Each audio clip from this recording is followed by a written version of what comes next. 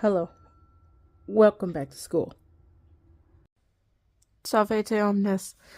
Um, I need to do an update on Latin studies.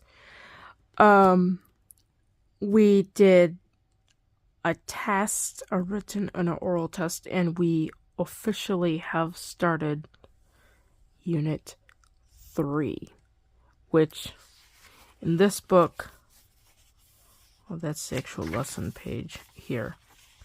This book deals with first and second declensions, nouns and adjectives. So that's what we're working through. A couple notes and things and reminders, kind of more or less for myself. The cases.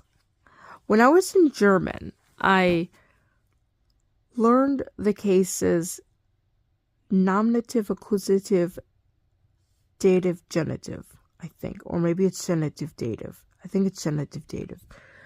Now that I'm learning Latin, I have to learn them in a completely different order. On top of that, I have to learn at least one additional one. There's a couple more, but they're not going to be introduced till way later. So I have to learn these as nominative, genitive, dative, accusative, and ablative. I can pretty much rattle that off pretty quick, which is good because I was struggling in class. The only thing is, I know the nominative deals with the subject and the ablative deals with the prepositional phrases. It's everything else in the middle. The DO, the IDO, the 2, 4 of whatever, those I don't know where they go. And I think it's because they're out of order from how I learned them in German. So until I'm able to get these in order, I'm going to have to put notes or something to help me remember what these things are. Now, in the back of the book, I have a hodgepodge of notes. That's not it. That's a table of something. Okay, so not that page here. This page, these were notes from class. I basically just took the marker board back here to the schoolhouse. No. Yeah. These are notes. I wrote in my little words to help me memorize what these were. So obviously I know that the the nominative, it's dealing with the subject. The genitive, I think, is that ownership?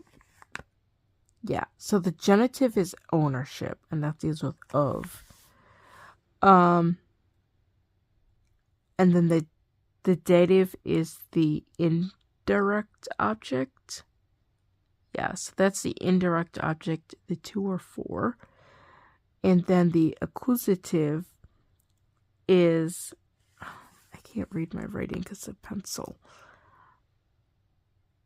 is the direct object, the one that gets the action. And then the prepositional phrase is just like, kind of like an afterthought. And then there's some English words. I did also, let's see, subject, I don't know what that says. It says, oh, it's subject.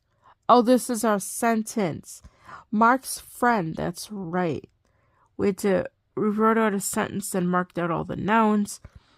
And then we marked out which noun did what in the sentence. So this will come in handy when I need a little help with, what does that mean again?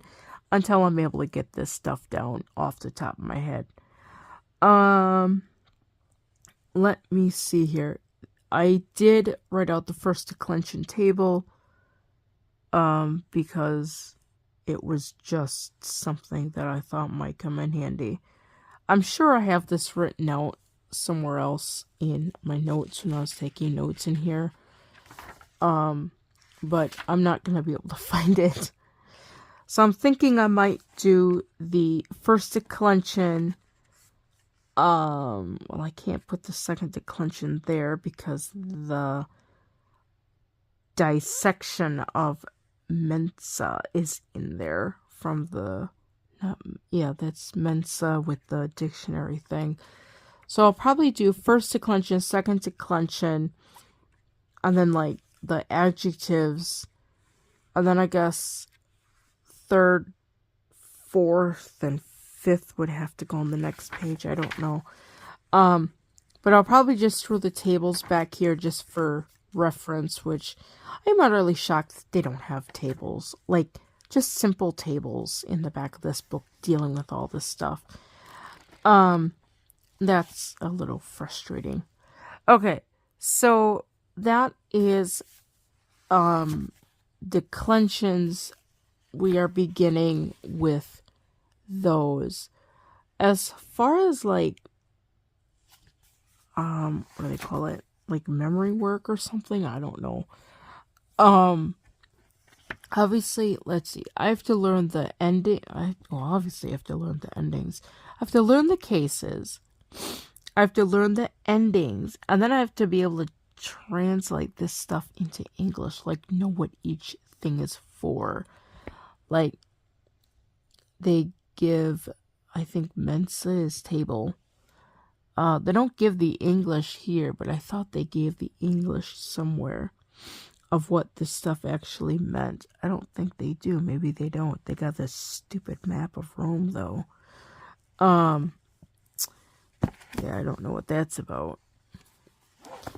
But I have to be able to translate this stuff. I'm just trying to think on all my notes that I wrote out. Let's see. No, okay, this is a note from the video that I wrote out. Know which endings go with each case and how they work, i.e. what it means. So, example of that would be knowing that this is a bad example. EA is let's do is gonna be easier. So knowing that goes with singular accusative. I don't know, I could probably do some kind of flashcards or something with that. But some of these they're doubled. Like the EA has three different things. So I don't know. Somehow I'm gonna have to memorize the endings with the cases. I'll have to figure that one out. Vocabulary words. I posted a short. Yeah, they're pretty tough. I don't know how I'm gonna remember some of these, especially words like Mary.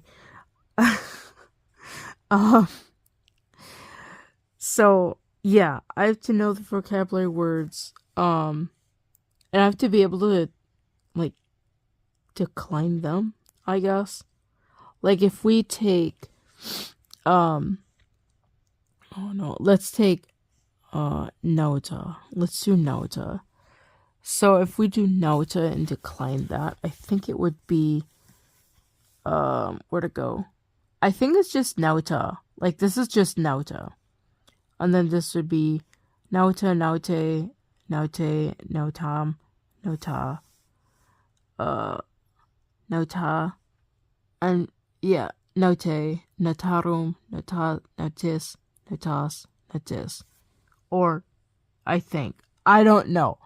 I will have to figure that out. Officially haven't began working on any of the workbook pages for this particular lesson.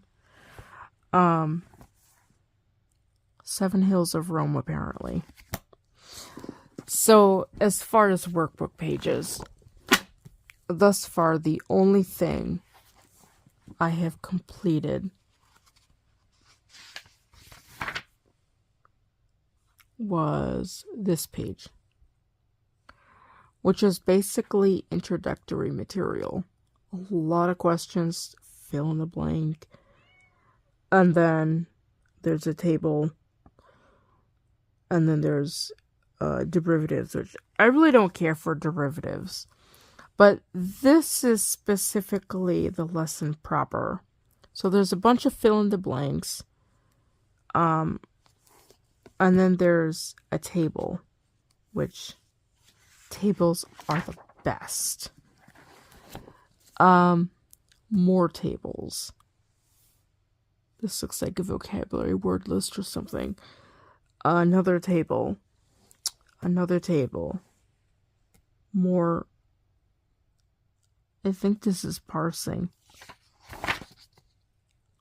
More tables. No, this is more parsing. Darn it. I hate parsing. More tables. No. Is this more parsing? No, it's a table. Oh, good. No, it's translation work. Dang it. Yeah, translation work at the end. So, and then that's the next one. So there's lots of tables, which is good. I think that will help me get a handle on noun declining, because I don't think German had noun declining. And French, I have no idea. Literally, I don't know anything about my French. I don't even know if I have any of my materials from French.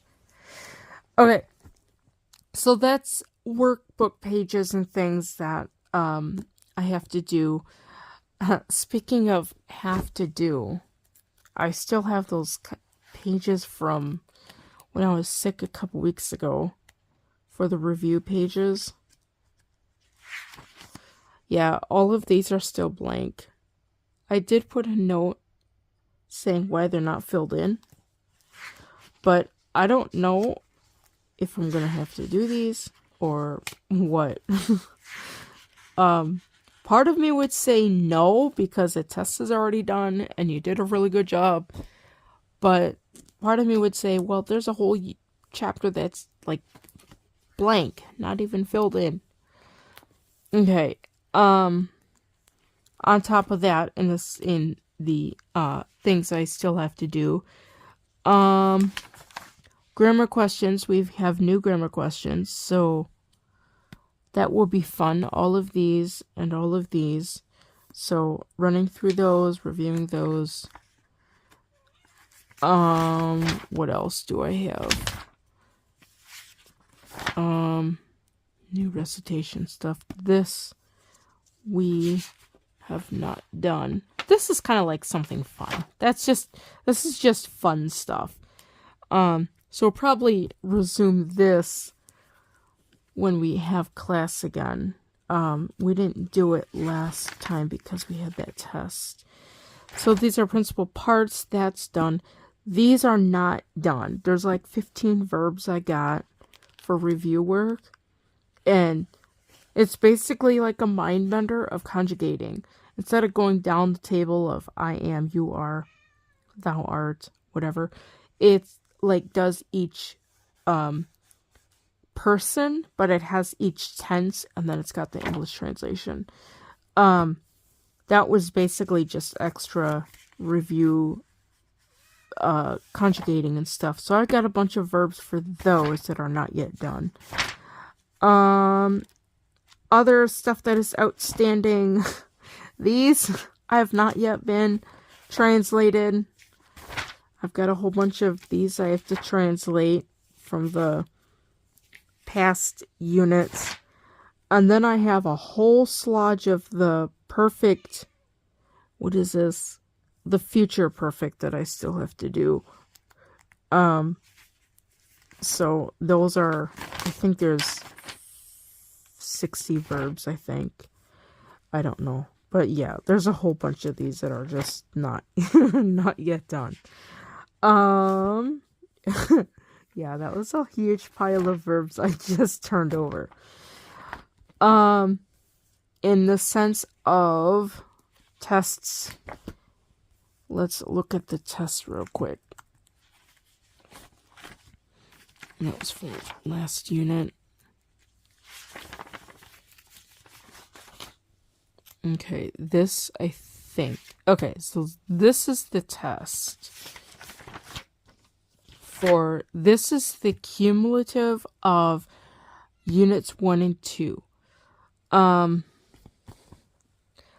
Basically, the big takeaway on this was learning the tenses and getting a handle of the first conjugation. So hopefully now that we've got that out of the way. Oh, and this is all in the active indicative, so like we're not doing the passive or the other things yet. So I still have like a whole nother side, if that makes sense. So in the sense of review or like the test marks, I got everything right on the top part. Some of these I had to think on, like that one. No, not that one. That one. I had to think on that one. And then there's one somewhere in here I had to think on. I can't find it. But one of these I had to think on. In the Latin sayings, now this one is kind of interesting. There was one. Let me feed the cat real quick. Okay, Latin sayings. Tell me if this is correct. So, in the text, let me zoom in on this. So, in the text, it said, forte,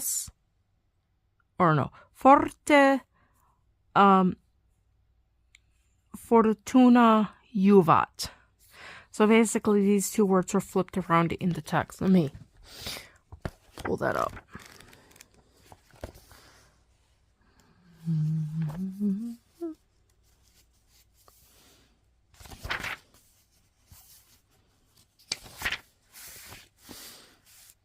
Okay, Latin saying. See here.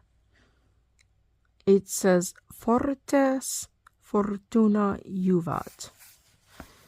And here,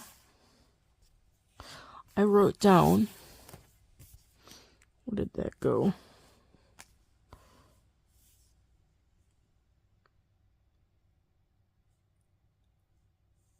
I wrote down fortuna fortes juvat. Latin doesn't have a strict word order.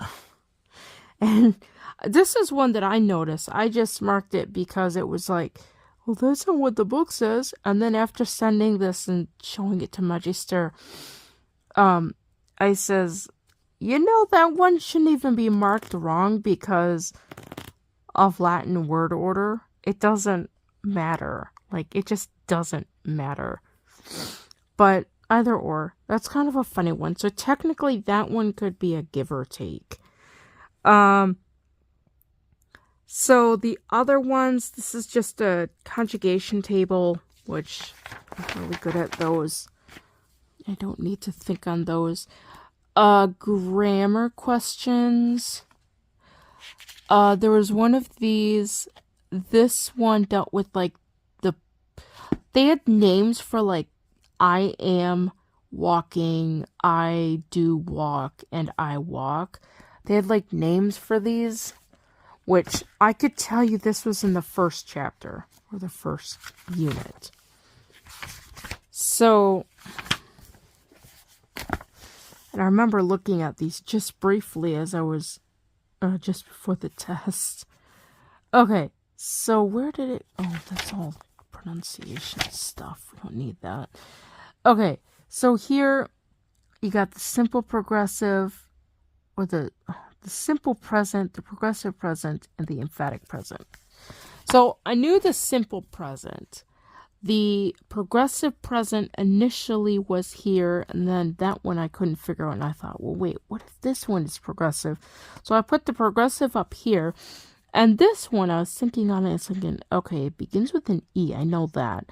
And I wrote down, like, exclamar, oh, what did I write down?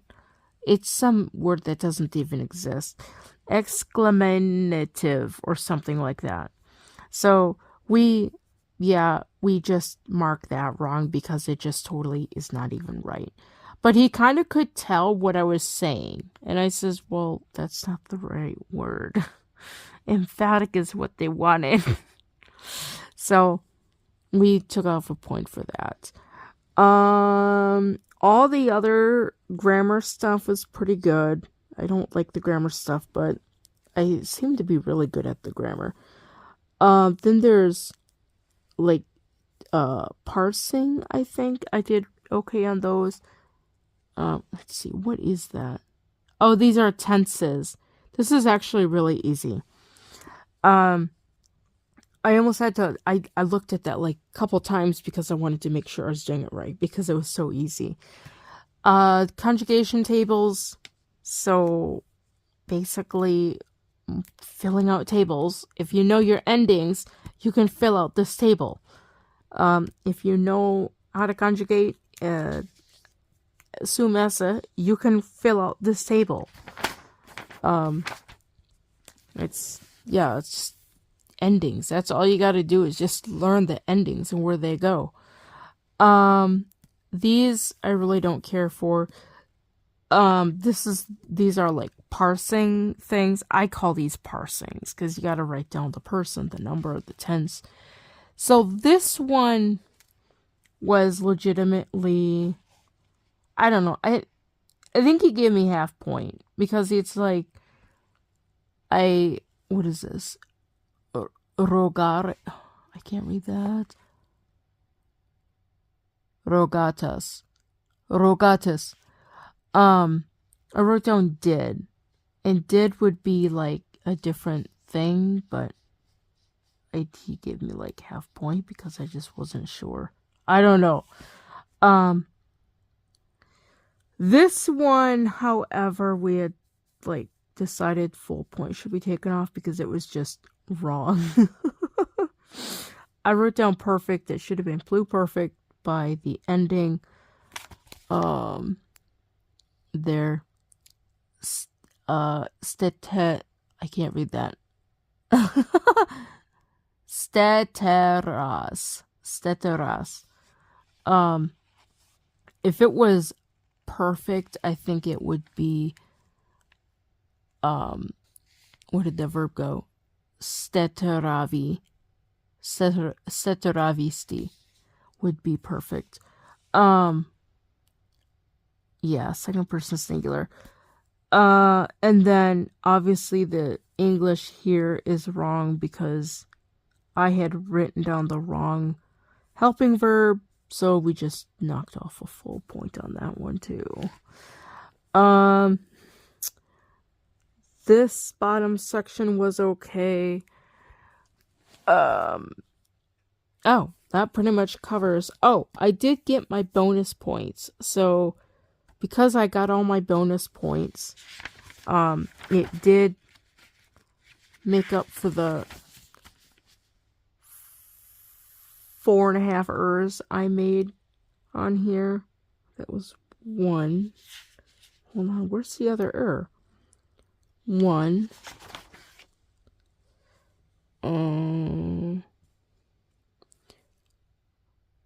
Oh, there's, okay, that one, that's 2, 3, 4, and then your half. Okay. Yeah, 3, 4, and then your half is there. Okay, so that's the written one. The oral test was pretty demanding. It was pretty much just reciting tables for the most part. So basically I did, like, if it was a table, like, let's see, principal parts. Let's see. Oh, this is the ending. So this is just literally naming all the endings. That was 6 points, easy. The principal parts were 4 points because there's 4 principal parts. Principal parts. Okay. Oh, we didn't use amavi or amas, amare, because that's the modal verb, and I kind of consider that as cheating because I pretty much recite that a lot in class. So we picked a new verb, and then we did an irregular verb doing the principal parts, and then this was when it really started to get a little demanding, when you do what I would consider like a full conjugation recitation of a verb. You recite all 4 principal parts, and then you recite all the tables of the 2 systems. So that's 4 parts, 6 parts, that's 10 parts. I had basically marked 1 point for each tense, and then 1 point for each of the principal parts. And then after reciting that, I did the English translation of those, and then we did the same thing with an irregular verb, but I didn't use the verb from item number 2. Obviously, you can't use amore. And then for the irregular verb, I didn't use solstare. And I'm still a little bummed out that he gave me dare, because that's a hard one. In a sense of conjugation, I think the present, not the present, I can't even think of it. The perfect tense is probably the hardest, especially with the irregular verbs. Oh, and then of course we did sumese, which here I just wrote down to be, because if he gave me sumese, it would kind of defeat the purpose of principal parts. And then there's a whole bunch of grammar questions. A lot of these were from past recitations and errors that were just constantly coming up as wrong. So yeah. This one was dealing with the endings of the words. Like, they got word names for them, like penult, antepenult, and the ultima. The ultima, which is the very last one, I totally got that one wrong because I couldn't think of the word. It was ultim, but I couldn't get that A out, so he took off half point. This one, I had to do a bit of thinking on number 22. I actually have a acronym that I wrote down in my book to help me remember that, which is ORHIP, ORHIP, basically to remember ongoing repetitious, habitual, incomplete, or interrupted past. That's what that means. So that one, I had to think. I got the hip part right, but the I had to think about that one, and he kind of helped me with, getting the letters. And it's like, oh, now I remember. Little memory jogger, but he gave me full credit. Let's see, any other ones? I think all of these were all correct. I don't see any red marks. We did do some of the UDT thing. So, saying my name is, how are you? Or I am doing whatever. And then like, what's your name? So being able to do that. And then there's a section of like commands. Like I was standing this whole time. And then he told me to sit, and then he told me to let's see. Yeah, he told me to sit here and then stand and then walk over there and then exit the room and then stop and then, walk over here and then sit here. So that was fun. And then saying goodbye, being able to say goodbye to people, which I'd learned on one of the videos that you could use vale and valete for hello too, which is something interesting. Last things, as far as the whole thing about this whole thing, I have not done anything like this. I remember I was about halfway through the recitation of the verbs of like the tables. I started to get like lightheaded or something. Like I felt like I needed to sit down or something. Because like, I don't know if this is like just because I haven't ate anything or if I don't have water or what. But it was kind of a really it was kind of a nerve-wracking, or maybe it's just, you know, the pressure that I put myself under, because technically this is not part of the course, but because I'm me, yeah, that's what I do. But no, it turned out well. Next time I have a recitation like this, I will have to probably bring water, because that's a lot of mental work and a lot of speaking that you're doing. Okay. So that pretty much concludes everything with Latin. As I get better at these sayings, I guess I'll be introducing, I guess I could try to incorporate Latin stuff, like valete. Please like, share, and subscribe, and don't forget, ring the notification bell for all notifications.